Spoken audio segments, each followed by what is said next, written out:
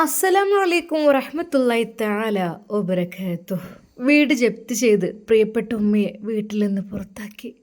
ഉമ്മയെ ഹോസ്പിറ്റലിലേക്ക് കൊണ്ടുപോയി. അത് ഉമ്മക്ക് വേണ്ട സഹായങ്ങളെല്ലാം ചെയ്തു കൊടുത്തു.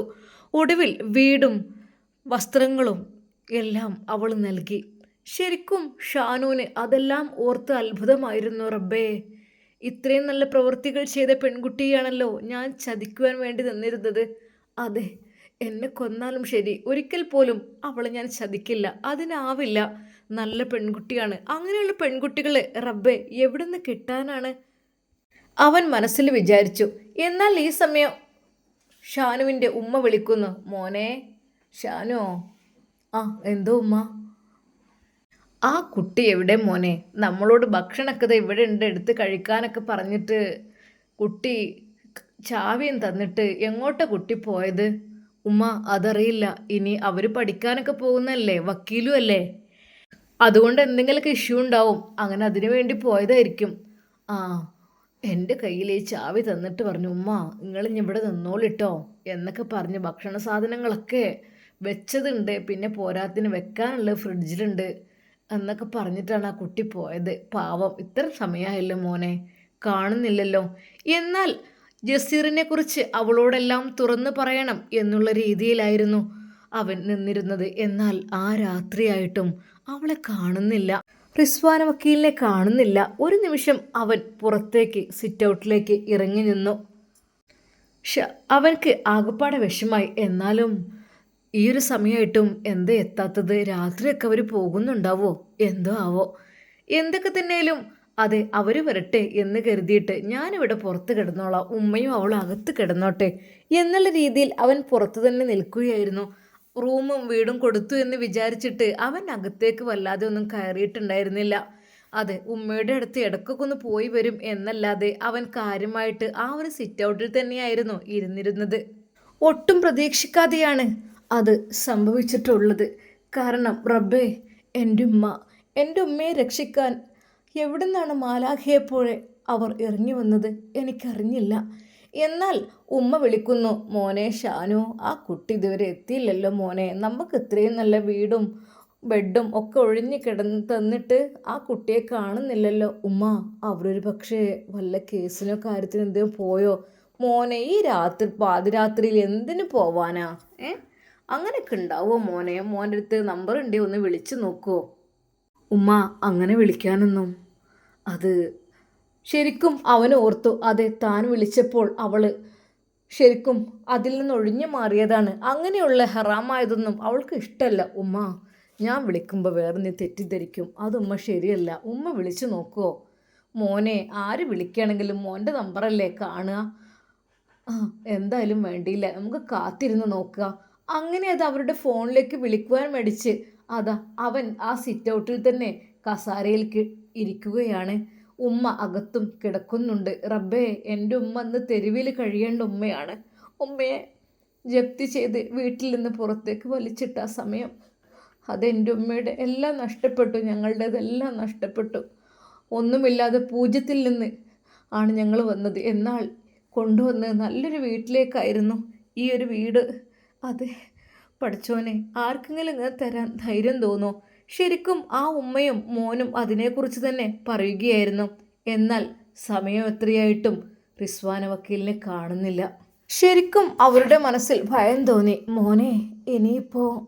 എന്നാൽ റിസ്വാന വക്കീൽ എവിടെയാണ്? അവൾ എങ്ങോട്ടാണ് പോയത്? ഒരു പക്ഷേ അവൻ്റെ മനസ്സിൽ ഭയം വന്നു. റബ്ബേ, അല്ലാ, എന്നെ രക്ഷിച്ചതും എൻ്റെ ഉമ്മയെ രക്ഷിച്ച് ഈ വീട്ടിലേക്ക് കൊണ്ടുവന്നതും ഉമ്മയെ പരിചരിക്കുന്നതൊക്കെ കണ്ടോ? ഒരുപക്ഷെ അവൻക്ക് ഭയം തോന്നി. അത് ജസീറെങ്ങാനും കണ്ടോ എന്നുള്ള ഭയം.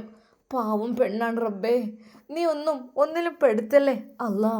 എന്നാൽ അതാ ആ സമയത്ത് അവൻ്റെ ഫോണിലേക്ക് ഒരു കോള് വരുന്നു. ഹലോ, എന്താടാ?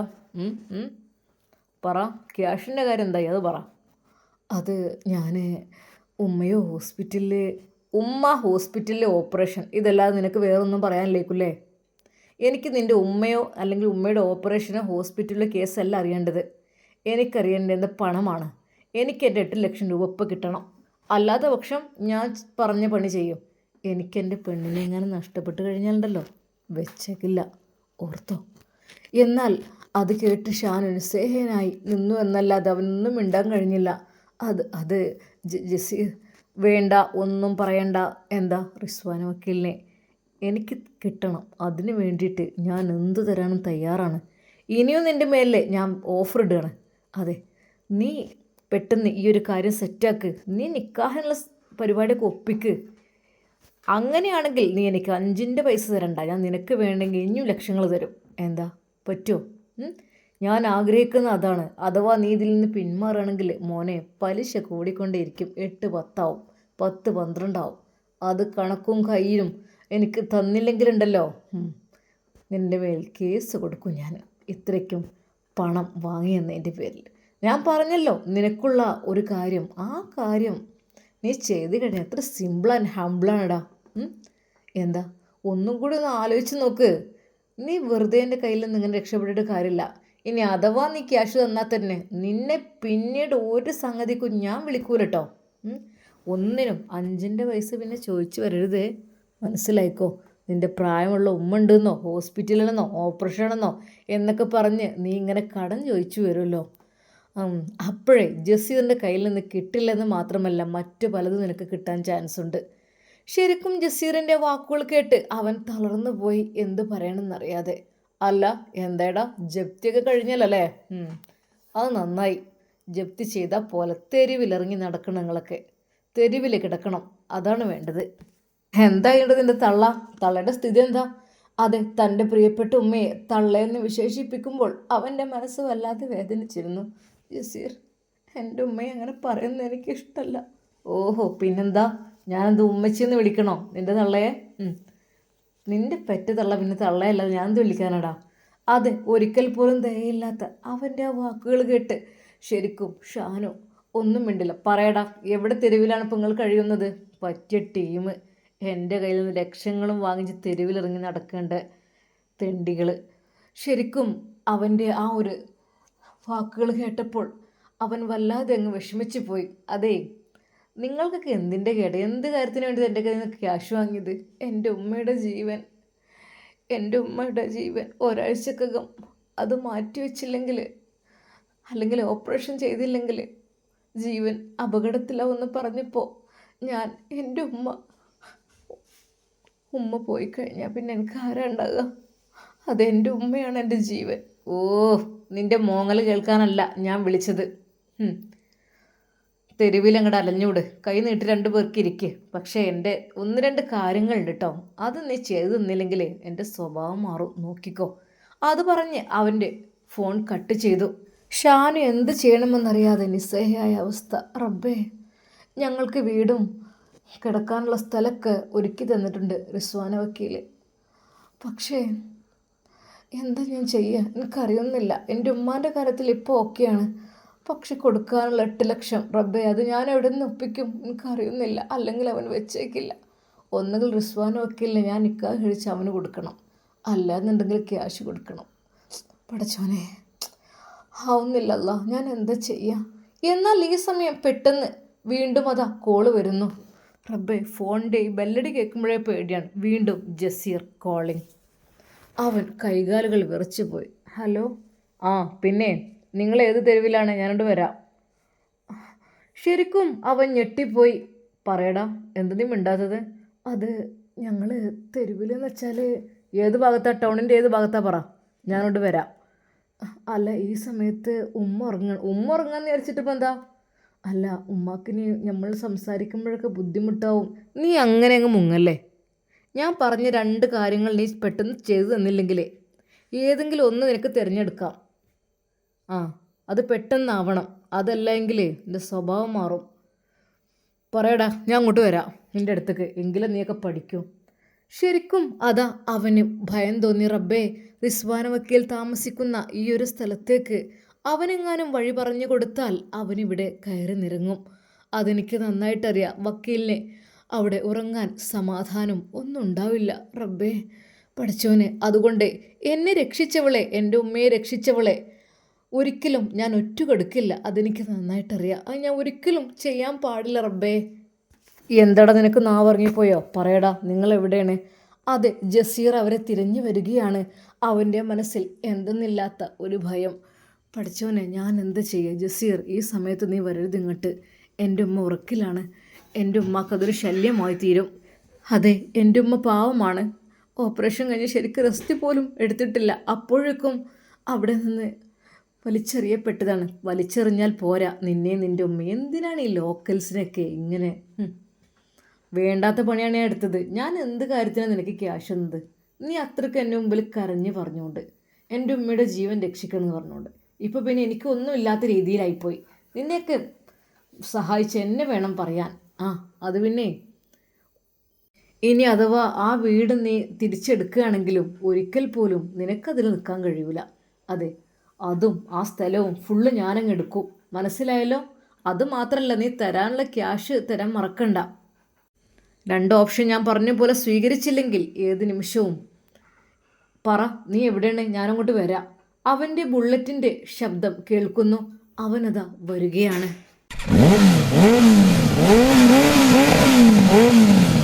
ശരിക്കും അവൻ പേടിച്ച് വിറച്ചു. റബ്ബേ! എന്നാൽ ആ നിമിഷം തന്നെ അവൻ ആ ഫോണങ്ങ് സ്വിച്ച് ഓഫ് ചെയ്യപ്പെട്ടു. അവൻ ഇനിയും വിളിക്കും. വിളിച്ചു കഴിഞ്ഞാൽ ലൊക്കേഷൻ പറഞ്ഞു കൊടുക്കേണ്ടി വരും. അതുകൊണ്ട് തന്നെ അവൻ ഫോൺ സ്വിച്ച് ഓഫ് ചെയ്തു. ആകെപ്പാടെ ടെൻഷൻ. ഒരു ഭാഗത്ത് റിസ്വാന വക്കീലിനെ കാണാനില്ല എന്നുള്ളത്, മറുഭാഗത്ത് ജസീർ എന്നെ തിരഞ്ഞ് വരുന്നു എന്നുള്ളത്. റബ്ബേ, യാ അല്ലാ, നീ കാത്തുരക്ഷിക്ക്. ഉമ്മ ഉറങ്ങിപ്പോയിട്ടുണ്ട്. അത് ഉമ്മാക്ക് മെഡിസിനും എല്ലാം കഴിച്ച് ഉമ്മ ഉറങ്ങിയിട്ടുണ്ട്. എന്നാൽ ഉമ്മാക്ക് ഭക്ഷണമൊന്നും കൊടുത്തില്ലല്ലോ. റിസ്വാന വക്കീൽ പറഞ്ഞ് ഏൽപ്പിച്ച ഫുഡും കാര്യങ്ങളും. കിച്ചണിൽ പോയി നോക്കിയപ്പോൾ ഫുഡെല്ലാം ഉണ്ട്. ഉമ്മയെ ഉണർത്തണോ അതോ ഉമ്മ ഉറങ്ങേ? എന്താ ഞാൻ ചെയ്യുക? പാവം, ഉമ്മക്ക് ഭക്ഷണം കൊടുക്കാൻ അല്പം വൈകിപ്പോയല്ലോ. റബ്ബേ, അവനാകെ ഖേദിച്ചു. എന്നാൽ ഉമ്മ അത് മോനെ വിളിക്കുന്നു. മോനെ ഷാനോ, ഉമ്മാൻ്റെ കുട്ടി കിടന്നോളേ ഇവിടെ. അവള് എവിടെയാണാവോ? മോൻ വിളിച്ചു നോക്കൂ ഒന്ന്. എന്നാൽ ഫോൺ സ്വിച്ച് ഓഫാണ്. അത് ഉമ്മയോട് പറഞ്ഞില്ല. ജസീർ ഈ സമയം അവിടെയാകെ അവരെ തിരയുന്നുണ്ട്. അവൻ അങ്ങനെ വിട്ടാൽ പറ്റില്ല. അവനെ എൻ്റെ ക്യാഷ് കൊണ്ട് മുങ്ങും. ഉമ്മാക്ക് ഓപ്പറേഷൻ എന്നൊക്കെ പറഞ്ഞിട്ട് ക്യാഷൊക്കെ വാങ്ങിയിട്ട് ഇപ്പോൾ ഒന്നുമില്ലാത്ത സ്ഥിതി ചതിയൻ. അവനതാ അവിടെയുള്ള ആ ഒരു കവലകളിലാകെ തിരയുന്നു. തെരുവുകളിലും ഇവിടെ എവിടെങ്കിലൊക്കെ കിടക്കുന്നുണ്ടാവും 2 എണ്ണം. എന്താ നാണം കെട്ട വർഗം. വേണ്ടാത്ത പണിയാണ് ഞാൻ ചെയ്തത്. എൻ്റെ ക്യാഷ് അങ്ങോട്ട് പോയി കിട്ടി. പലിശക്ക് പലിശ സഹിതം ഞാനത് അവനോട് വാങ്ങിയിരിക്കും. അവിടെയാകെ ജസീർ തിരയുന്നു. എന്നാൽ കാണുന്നില്ല. അവനവൻ്റെ ബുള്ളറ്റ് എത്തുന്നിടത്തെല്ലാം ഊടുവഴികളിലൂടെയും അവിടെയെല്ലാം തിരഞ്ഞു. യാചകർ കിടക്കുന്ന ആ ഒരു ഭാഗത്തേക്കെത്തി. അവിടെ ഒരുപാട് ആളുകൾ ചെറിയ ചെറിയ ചെറ്റക്കുടലുകളിലായിട്ട് കഴിയുന്നുണ്ട്. അതെ, അവിടെ എങ്ങനെ കയറിക്കെടുക്കോ? അവർക്ക് പറ്റിയ ഇടം ഇത് തന്നെയാണ്.